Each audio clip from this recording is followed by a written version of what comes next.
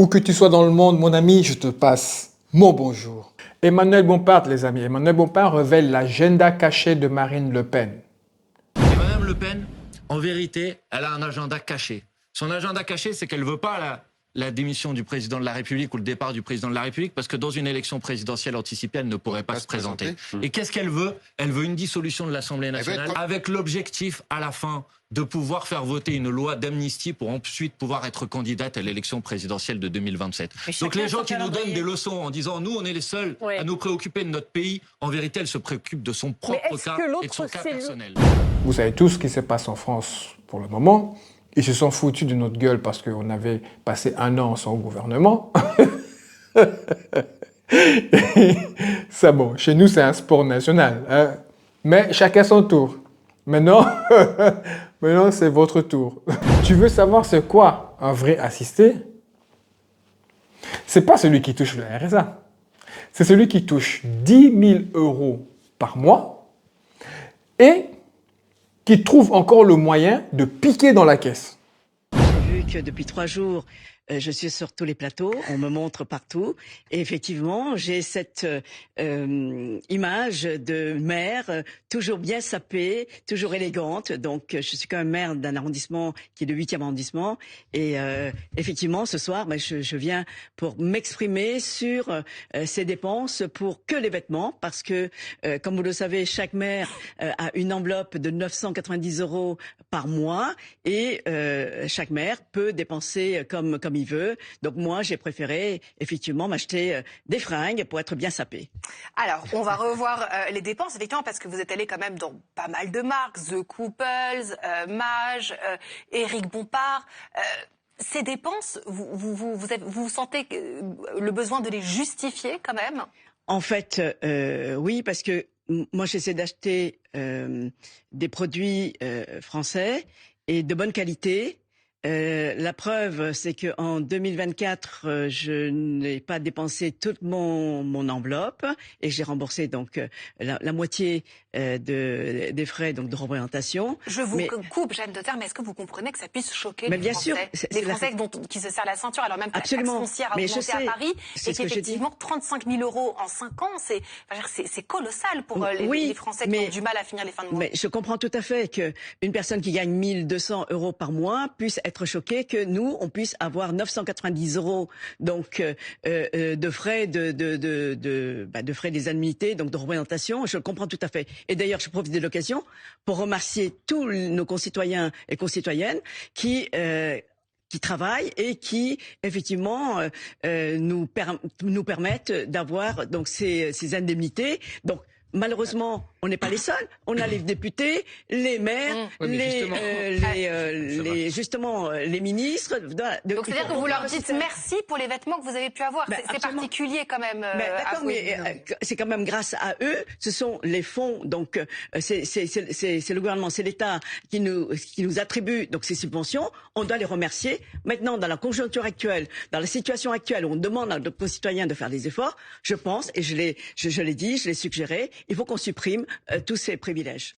35 000 € de fringues de luxe payées par vos impôts. En plus de cela, elle a le culot de venir devant la télé, devant la télé vous dire merci à vous les Français de travailler dur pour nous permettre de mieux nous habiller. C'est un truc de fou. C'est un truc de fou. Et vous êtes là à parler d'immigration alors que non seulement vous les payez, hein, puis vous payez en plus des extras dont ils n'ont pas réellement besoin. Puis avec 10 000 €, tu peux t'acheter des vêtements toi-même. Ces gens vivent mieux que toi avec ton argent. Et en prime de cela, ils te méprisent. puisque des fois, ils traitent les Français des assistés. Parce que quand tu as besoin d'un pot du peuple pour t'habiller, t'es pas un élu, t'es un assisté de luxe. Le maire de Nice, lui, par contre, vous savez, Christian Estrosi, hein, bon, lui, il a refusé. Lui, il a refusé de publier ses notes de frais. Il estime que les Français n'ont pas à savoir comment leurs impôts sont dépensés par les élus. Mais évidemment, quand l'autre a déjà tout déballé, tout le monde a peur maintenant de dire ce qu'il faisait avec cet argent-là. Donc, les amis, arrêtez avec le RN qui vous chauffe la tête sur l'immigration. Regardez où vont vos impôts. Regardez où va l'argent. On leur donne, peut-être, bon, au nom de Dieu, on leur donne 900 boules par mois pour faire ce qu'ils veulent avec. Alors que par mois, ils sont payés, ils ont un salaire.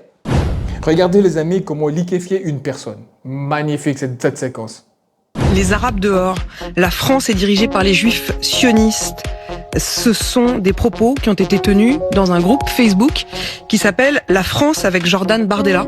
Ce groupe Facebook, révélé par nos confrères du média Les Jours, montre que dans ce groupe Facebook où il y a 11 500 membres, où il y a des propos non seulement racistes mais également homophobes, qui parlent de Macron comme, je cite, d'un petit PD, dans ce groupe, il y a des députés RN. Il y a dans ce groupe le député RN de l'Aisne, le député RN des Alpes de Haute-Provence, le député de Côte d'Or, la députée de Charente, la députée de l'Essonne, le député de Charente-Maritime, la députée du Gard, la députée d'Haute-Marne et la députée des Bouches-du-Rhône.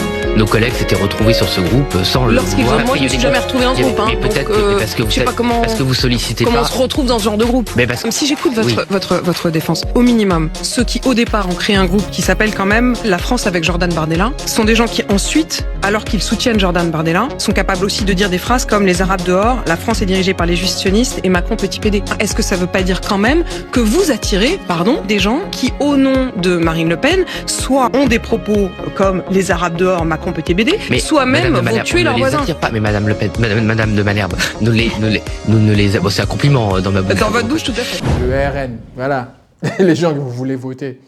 Masanaga Kageyama, directeur technique de la Fédération japonaise de football.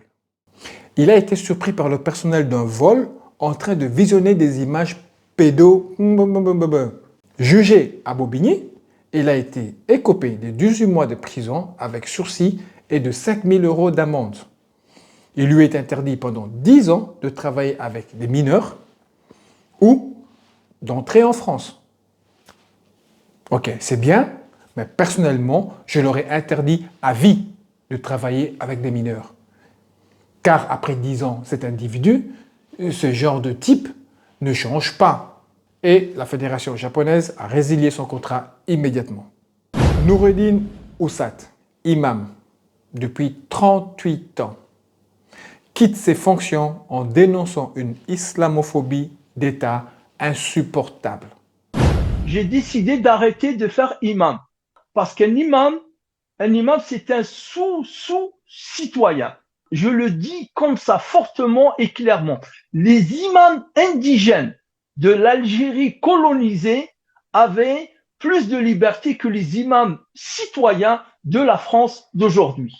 La France est dans une folie islamophobique depuis 2014, aveuglée par des préjugés, aveuglée par un jugement de la communauté musulmane qui est complètement erroné, et il ne cesse de tomber dans l'engrenage. De 2020 à 2025, on est complètement dans la folie. On est dans une islamophobie d'État et une hogra.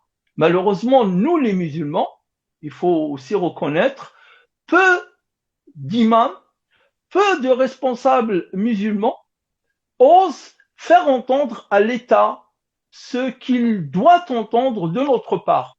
Il faut lever la voix.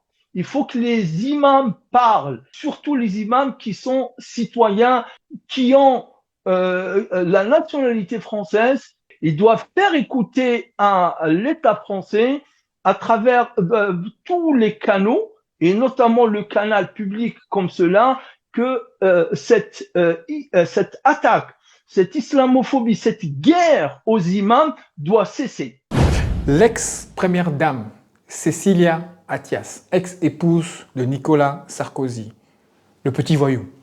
Elle vient de publier un tweet immonde, les amis. Une photo d'une femme en niqab avec comme légende. Pendant que tu travailles, d'autres attendent à la CAF.